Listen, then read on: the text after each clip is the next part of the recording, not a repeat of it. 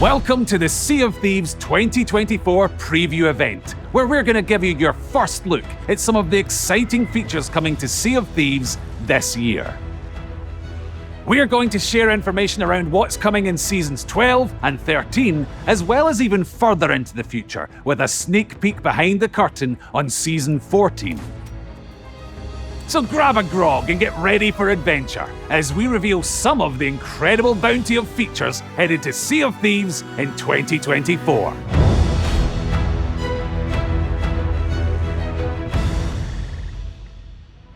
Sea of Thieves is a pirate sandbox adventure game where players create those stories together. And in the world of Sea of Thieves, there are tools and items that may seem simple on the surface, but when they're in the hands of real players who are playing in their own way and bringing their creativity, it really showcases that the sandbox is more than the sum of its parts as it creates these memorable stories. This year, in 2024, our focus is on giving you more tools, more possibilities, and with that freedom out on the waves, give you the possibility to have these amazing moments and really changing up the core moment-to-moment gameplay of the sandbox.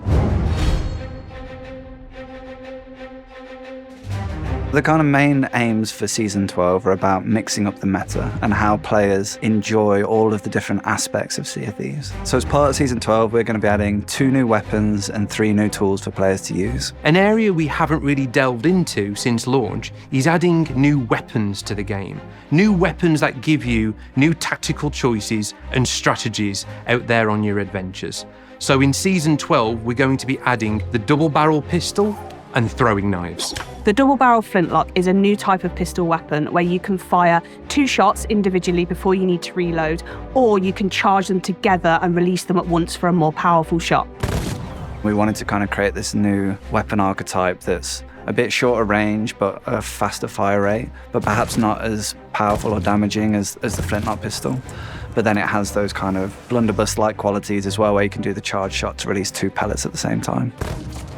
Accompanying that double-barrel flintlock with another weapon like the cutlass, for example, for a finishing blow can lead to a fast time to kill for a player to be able to quickly take down a target. Season 12 also brings in the throwing knives as a weapon. Now, these can be used as a melee item. They have a light and a heavy melee action, but they can also be thrown and used at range as well. You can use it to kind of like stab players with like a quick attack, but that doesn't do much damage. Or you can charge it to like pull it into this kind of more dangerous stabbing motion. That'll slow the player's movement down and give this like really high damage attack for if you like sneak up behind players.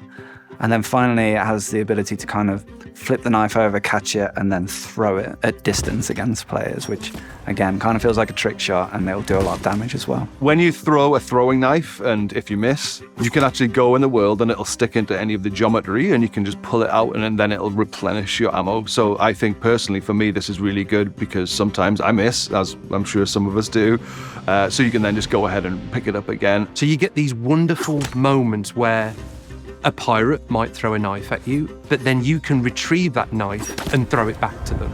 So it'll really mix up the kind of combat scenarios you can expect out in the world and when boarding other ships. There are 3 new tools in Season 12, the Wind Caller, the Scatter Shot, and the Bone Caller. With the scatter shot, the way that it's different to a standard cannonball is it's a collection of 4 cannonballs, but they're much smaller. They have a much shorter fall off in range and a really wide spread, allowing you to hit a target with multiple projectiles at the same time. And it does really small amounts of damage to the ship, just like a level 1 size hole. So like really quick for players to repair, but it can kind of overwhelm a crew quite quickly. Basically, if you get up close with the scatter shot and you can get a few onto your enemy, they're going to have a lot of holes and they're going to have a pretty bad time. What it will do is really eat up an opponent's resources. They'd need to use more wood to repair the many holes that the scatter shot puts into the hull. So the Bone Caller is an awesome new throwable that players can wield, and they can throw that on the floor, and when it smashes, all these kind of bones come out, and then skeletons spawn around the player in allegiance to them, and they'll actually fight beside the player against enemy players and enemy AI. Now you might not be going straight for just a normal cannonball or a chain shot. You might in fact go straight for the bone caller, so you can have some skellies that are on your side on that ship, sort of messing things up for that crew. You could use fire to fight fire. So if somebody shoots a bone caller across the sea at your ship and they spawn in, if you have your own bone caller, you could throw that down on the deck and have your own skellies go and fight those to take them out for you so that you don't have to. I mostly play solo, and to be able to spawn literally anything that is friendly to my cause while I'm playing is a massive positive. So I'm kind of looking forward to that, and I'm sure that other players will find ways to make use of it as well. The wind caller is a new horn-shaped shell that players can blow into to summon the power of the winds. So imagine the scenario that you're heading fully into the wind and you're either chasing someone or you're trying to get away from someone. Now you can use this tool to blow wind into your sails and go even beyond full billow in speed. Players can also use it to kind of knock players back off their ship or on land, so they can kind of target a player, blow into the wind caller, and it will throw them back into the air. You can use it as a means of propulsion for yourself in the water, but also for rowing boats. So you can either use it while you're in the water swimming and you'll blast along like a really fast water boatman, or you can stand on a rowing boat and blast it out of the back like a speedboat, basically. You can put out fires and you can do it quickly. So you can just essentially walk around, your entire ship is caught on fire, and just put out all the fires as you walk around. And they can even use it to like stop their fall damage. Like say you're falling a great distance and you use the wind caller below you, like cushion your fall so you like land safely as well. There is like a finite charge for how long the wind caller can last for, so you have to use it wisely. So Season 12 also introduces zip lines onto several of the islands around Sea of Thieves. So you may have seen these as they debuted in the Monkey Island Tall Tales, and they're a really fun and exhilarating way to traverse. So it's really cool to be able to bring those to the wider Sea of Thieves world. So we've been looking across all the islands of the Sea of Thieves and looking at the most ideal places to kind of mix up the traversal opportunities within all of the islands to add these zip lines across them. So we've added zip lines to like the outpost to get down to your ship quickly. We've added them to the skeleton forts that allow you to kind of zip line between two positions to kind of escape the skeletons or get close to them when they first spawn, or just general kind of zip lines across the islands for like fast traversal and moving chests around the islands quickly. For example, on Ancient Spire Outpost now, you've got to clunk down some cliffs in order to get to your ship. Now you'll be able to just go and get on the zip line and go flying all the way down to the jetty next to your ship. So alongside adding completely brand new tools to the Sea of Thieves sandbox, there's also the opportunity for us to go back and add completely brand new functionality to existing tools. So another cool new feature that we're adding for Season 12 is the ability to balance on harpoon lines. So you can shoot that harpoon line at another ship or another island and then jump onto it and then like balance across. Depending on the angle in which you fire the harpoon, it'll either be like too steep to climb up it, but if you're on the other end, you can actually jump on the harpoon line and like slide down it really quickly back to your ship. We're really confident this will lead to some really inventive player boarding tactics out there in the sandbox, as well as giving you new ways to traverse the islands. With all this that we're adding in Season 12, it gives players more opportunities to create those stories as we're really enriching the sandbox of every session. So we're always really excited to add new tools and mechanics to Sea of Thieves, but we're always mindful that we want to make sure that the game's health is in a really good position as well, that the integrity of Sea of Thieves is there for our players. And since we're adding new weapons into Sea of Thieves, we're very mindful that we want to ensure that the hit registration in our game is as rock solid as it can be. And this is an ongoing thing for us as a development team. We're constantly putting time and effort into this area to try and make it as robust as possible. In the past, we've borrowed time from feature teams to address issues in the core experience, but it's always taken a back seat to the features that those teams are working on. In 2024, this is changing. We're securing a dedicated team to focus on the health of the game, bringing fixes and improvements to the things that matter most to our players as soon as they're ready as part of our regular monthly updates. This is going to be a key focus for the team this year. We want your Sea of Thieves experience to be the best that it can be. Adding new loadout choices as part of upcoming seasons shows our commitment to making encounters between players a more dynamic and fun experience. But crucially, this all has to operate on a stable combat system. We know that there's still plenty of work to do here, but this remains a top priority for our team. March's update delivered Easy Anti-Cheat, an industry-leading anti-cheat solution designed by Epic. This solution evolves over time, keeping up with cheat developers, blocking them at every turn. This is really, though, just the first step at improving the player experience here in Sea of Thieves. We want to focus this year on making Sea of Thieves play better than ever before, whether that be improving the performance of the game across the variety of hardware it runs on, ensuring that it's a safe place to play with a focus on cheating, but also ensuring that our hit registration is as reliable as possible in all of your adventures out there in the sandbox.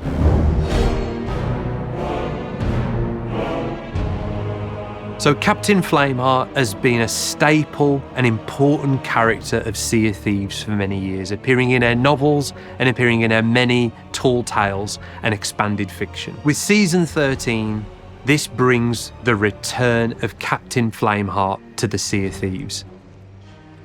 As Flameheart has been resurrected, so has his Burning Blade ship, and it's back in more monstrous and terrifying form than ever before. So we've reimagined it for Season 13, and it looks incredible. It almost looks like a living entity itself. So traditionally, world events have been at set locations throughout the world. The Burning Blade is a little different. The Burning Blade is a ship, and therefore moves around the world. But the twist is, when you've defeated the ship, you have the option to board it and pledge yourself and your crew to Flameheart, enter into his service and become the crew of the Burning Blade, essentially becoming a player-created world event yourselves.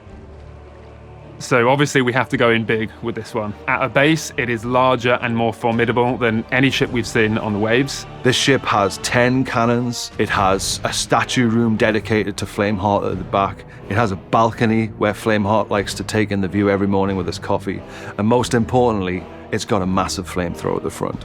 Players will be able to pull a lever on their ship and fire 2 massive balls of fire out the front of their ship, which is really interesting because we've never actually had an offensive weapon that's frontal facing before. So I think this is going to create some really interesting dynamic naval combat situations. So once you take over the Burning Blade, you are on this really powerful warship, and you have a skeleton crew helping you as well. So even smaller crews have every chance of crewing the Burning Blade because the skeletons will come to your aid. So you could have skeletons repairing while you're on the cannons firing at enemies, which is excellent. But it's not just about sailing around the world, which of course you can do.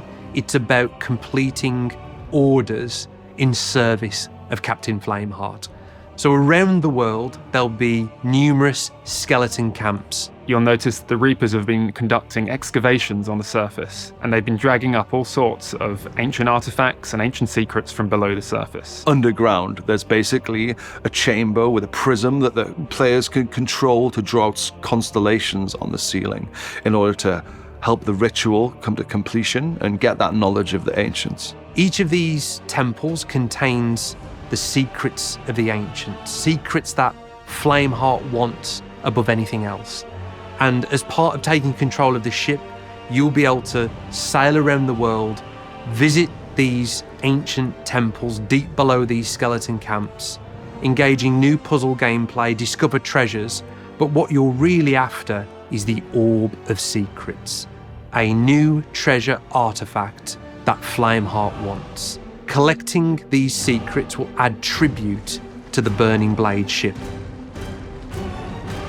The more tribute that you collect, the more value will be aboard the Burning Blade. But you will lose the Burning Blade if it sinks or when you choose to go and cash that tribute in to Flameheart. So it's really up to you how long you think you can hold on to it with that risk reward, because everybody in the world is going to be coming for you. They're going to know you're in there and know you've got high value. So it really becomes this dynamic player-created world event with players versus players in the sandbox. So even though you can visit these skeleton camps while in control of the Burning Blade, it's not only tightly wedded to that new gameplay. Players can also visit them anytime in their adventures. So should players visit these skeleton camps when they're not the crew of the Burning Blade, the skeletons won't be too happy that you've found a way inside these camps, and you'll be engaging in a combat-focused encounter to discover its secrets.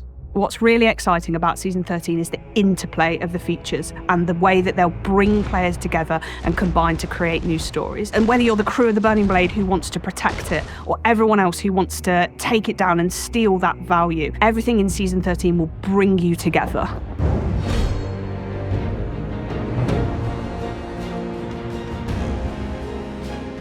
So towards the end of the year, we have Season 14, and while it's very early for us to talk about, we wanted to share some of their thinking here because it is totally aligned with this vision for what 2024 can be, this laser focus on the sandbox and mechanics that add to the variety of stories you can encounter in Sea of Thieves. Internally, we're referring to Season 14 as Pirates of Mischief.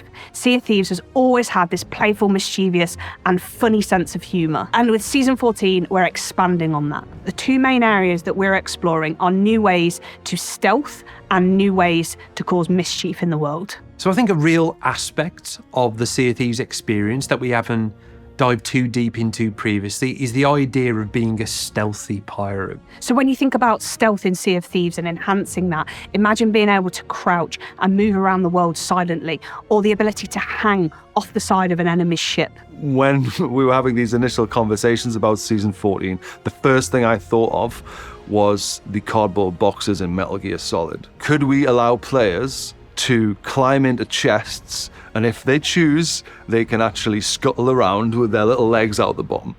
And also, if they choose to, keep the ruse up, could other players come along and pick them up like a normal loot chest or treasure chest or whatever and take it onto their ship? So another cool thing that we've been working on is the blow dart, which is another new weapon that players can wield from the armory and use that to kind of sneak aboard enemy ships and fire kind of these custom darts into players that will do different effects. So imagine a blow dart that tracks whatever it sticks to, whether that's a ship, a chest, an item, a player. Ones that could potentially lure skeletons to a specific position, so you can throw a firebomb in there, or explode a gunpowder keg, or darts that can trigger specific sound effects, which is quite evil and cunning, where you could board an enemy ship and shoot the capstan and it sounds like it's dropping, or shoot the ladders and it sounds like someone's climbing up them. And then thinking about some of the ways that we want to add more mischief to the world, one of these is the idea of traps. So much like the kind of blunderbombs or firebombs, we've been thinking about them being this kind of throwable trap that players can kind of throw into the world. Think of it like a spring trap that players can place on the islands to trap skeletons on a bounty or on a fort, or they could place it at the top of their ladders to prevent players from boarding their ships and get caught in this trap. Along with these, we're also bringing a really exciting new tool, and it's the grapple gun, which is a dual-purpose rifle. So it allows you to traverse the environment much quicker because you're able to grapple yourself up to a ledge, for example, but you can also harpoon items and other players in. So some of the new cool uses we've seen from the grapple gun in our early playtests are players firing themselves out of the cannon towards another ship to try and board them, and perhaps overcooking it and then using the grapple gun to fire it at the deck and propel themselves down onto it, or jumping off their ship to an oncoming ship and then using the grapple gun to kind of grapple up and onto their ship so that they can board them and drop their anchor or have a fight with them. To make sure that the grapple gun is balanced, it does have ammunition. You'll have arrowheads, and these essentially break off when you successfully use the grapple gun, meaning you can't continuously keep grappling. There is a skill to using the gun successfully and accurately and efficiently. So when we think about 2024, we really think about getting to the very heart of what makes Sea of Thieves great. That is your stories, powered by that design philosophy of tools, not rules.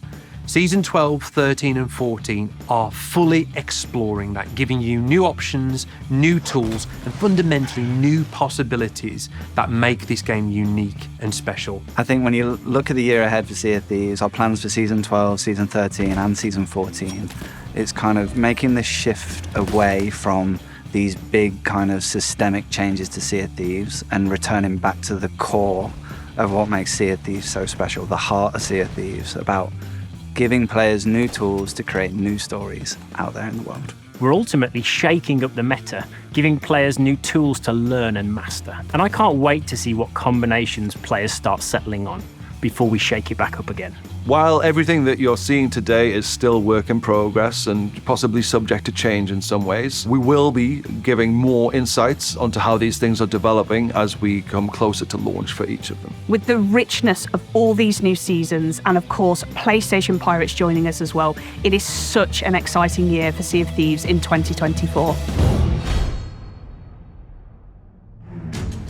Thank you for joining us for the Sea of Thieves 2024 preview event. We hope you've enjoyed this sneak peek at what's coming throughout the rest of the year. There's still a lot more to reveal for these seasons, so keep an eye on the horizon as we'll have more to share closer to each season's launch. For more information and to keep up to date with what's new in Sea of Thieves, check out our social channels. So until our paths cross again, happy sailing, and we'll see you on the seas.